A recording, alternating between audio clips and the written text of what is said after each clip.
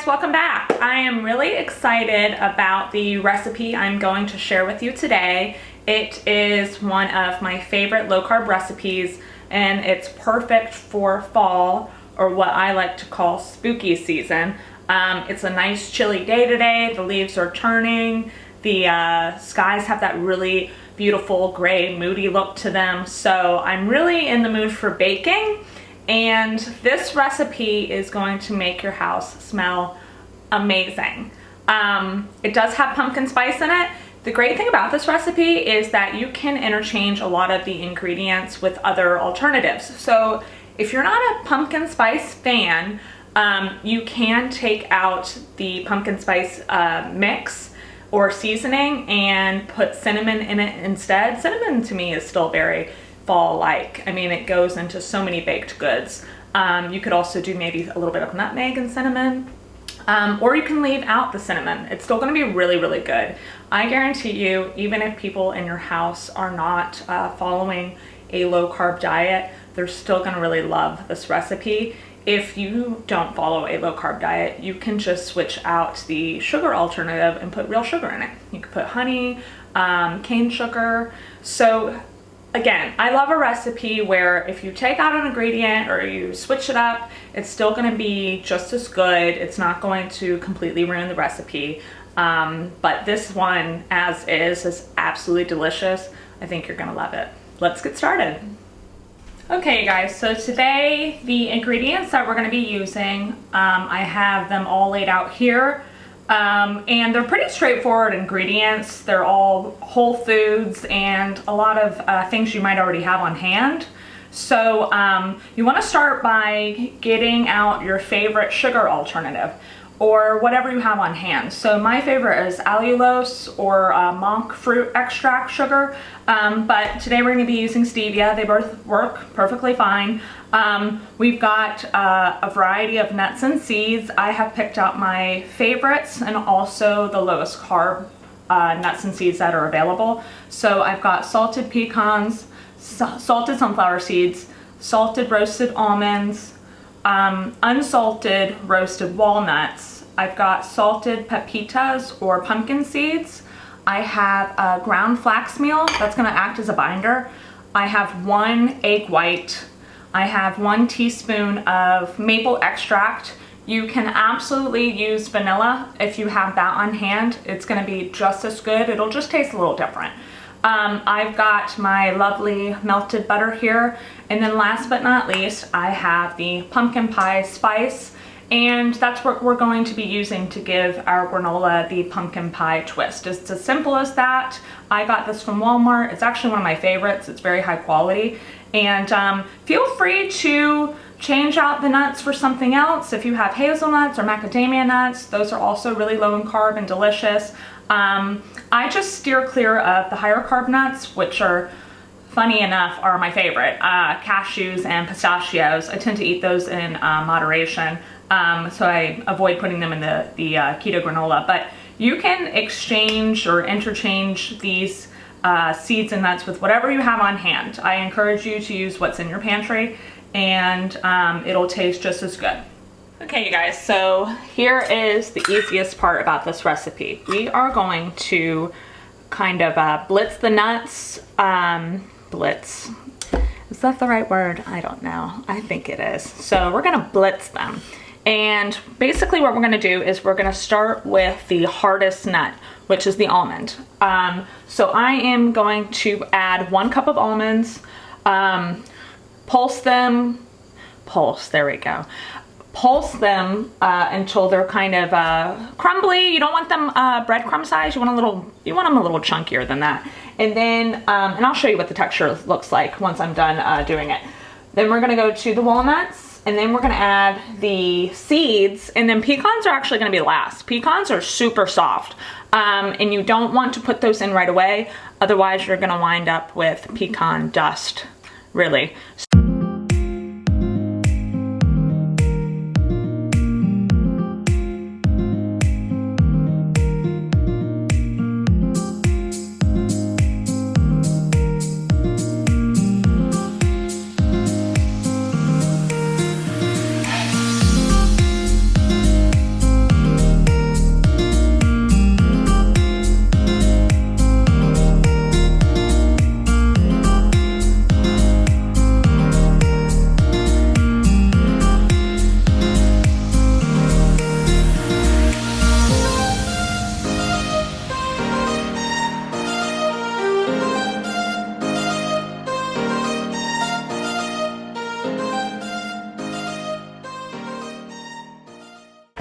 this point, what I'm gonna do is I'm actually gonna take this out because if I pulse it anymore, it's going to be a little too crumbly. So we're gonna take out the walnuts and the almonds, and then we are going to blend up the pecans by themselves.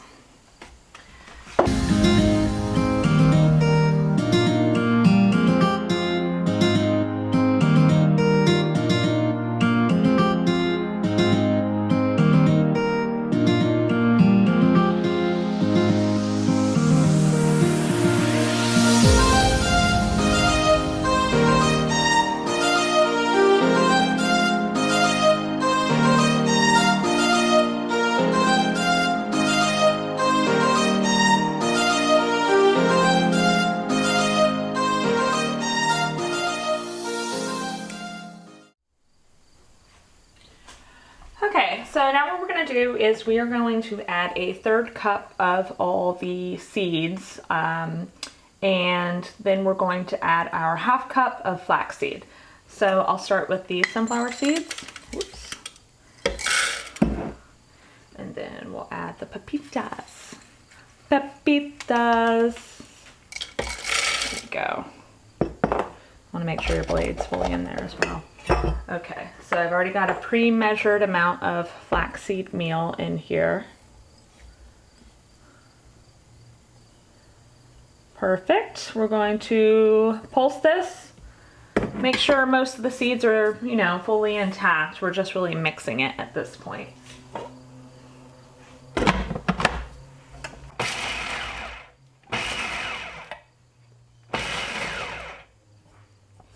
Okay, perfect. So now I am going to add the egg white, and I'm going to pulse it again. Make sure it's fully mixed.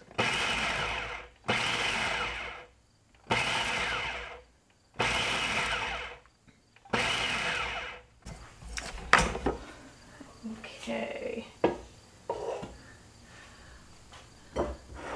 Do is I'm actually going to at this point transfer this, and you can actually transfer this to a bowl before adding the egg white, but it's so much easier to blend the egg white a little bit before mixing it all together. So I'm going to transfer this to a bowl along with the nuts that I took out previously. So we're going to combine this with our walnut pieces and our pecan pieces, and then from there we will add our other ingredients. Okay, you guys, so I've transferred the walnut and pecan pieces into a larger bowl. You could have just, you know, put them in a large bowl to begin with. And then I'm going to add the egg white, flax, pumpkin seed, and sunflower seed mixture.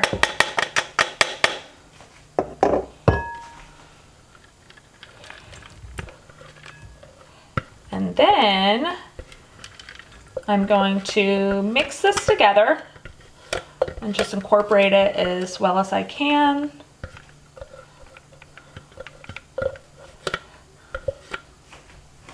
Okay, look how beautiful that looks. So pretty. We are going to add the rest of the wet ingredients, and that would be the butter,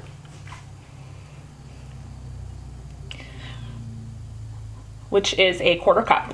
So 1/4 cup butter, and then we're going to add the 1/4 teaspoon of maple extract or vanilla extract, again, whatever you have on hand, and then we're going to mix this up really well. It should all kind of have a very shiny look to it. You don't really want to have any dry pieces. You want it to all look kind of wet, like someone tossed a bunch of water over it. And already it smells really, really good. So the last ingredient is the pumpkin pie mix.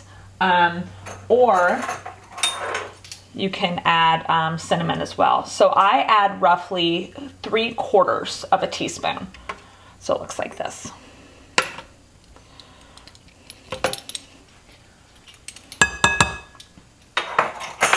Oh, and I did forget one ingredient actually. Probably one of the more important ones. I forgot the sugar alternative, and that's fine. I would have added it At this point anyway, I just almost completely forgot about it. So I am adding 6 tablespoons full of my sugar alternative. Let me get the rest of that pumpkin spice mixture in there. So 6 tablespoons. And it sounds like a lot, but really it can handle it. And honestly, it doesn't turn out that sweet, even with that much added, believe it or not.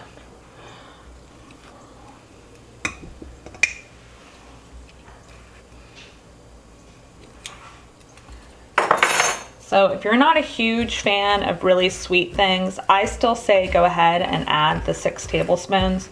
I promise it's really not that sweet. If you're using something else, you might want to look up like a conversion chart, because I know a lot of the sugar alternatives are, some are sweeter than others, but for me, stevia and xylitol, allulose, those kind of are all pretty much interchangeable to me. I don't know. I kind of have a sweet tooth. But what's weird about me is I'll make this really sweet, but then I'll eat it over like plain Greek yogurt. So I'm kind of a weirdo like that. But you can always taste the nut mixture. Be careful though, it does have egg white in it. Another thing is that to me, it gets less sweet when it gets baked. So long story short, just follow the recipe. It's delicious, I promise. So there it is, all mixed up. Hopefully you can see like what it is. I'll get a better angle for you before I put it in the oven. And so we are going to take a large baking sheet, or you can even do like a casserole dish. Today I'm using a casserole dish, that's fine too. And we're going to spread it over parchment paper. I always spray my parchment paper with a little bit of spray oil. You don't have to though. It's not going to stick if you don't do that. I just do it because it makes it a little easier. So at this point, set your oven to 325 degrees. We want it nice and hot. And when we come back, you'll see it all spread out and about to go in the oven. See you soon. Okay guys, here is the granola about to go in the oven. I spread it on a 9 by 13 casserole dish. That is the perfect size for this amount of granola. And you can see it's all nice and shiny, and it's gonna be so beautiful when it comes out. We're gonna pop that bad boy in for 15 to 18 minutes, or until it's slightly brown around the edges, and then it'll be ready to go. Okay, so once this has kind of sat for a few minutes, give it about 15 minutes to cool off. You're gonna break it up with your spatula, and it should look like this. And it'll be nice and crispy. And if you need or want a little bit more pumpkin spice flavoring, go ahead and just sprinkle a little bit more on top and then mix it in. Doesn't it look so good?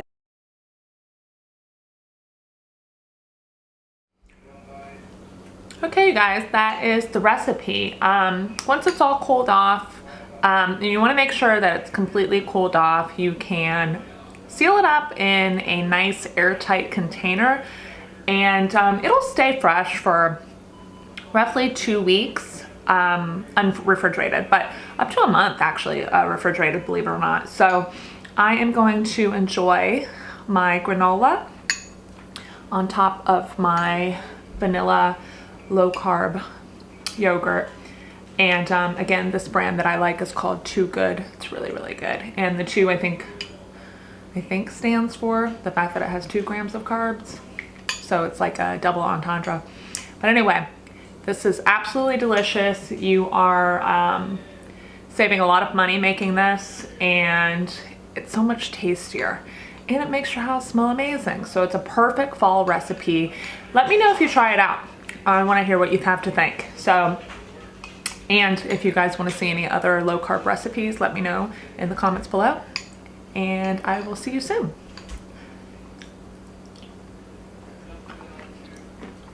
So good.